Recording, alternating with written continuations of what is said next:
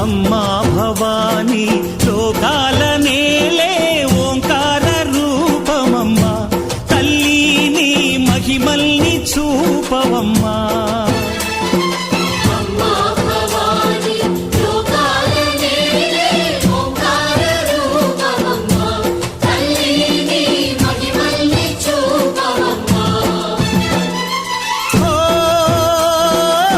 సృష్టికే దీపమా, శక్తికే మూలమా, సింహరథమే నీదమ్మా.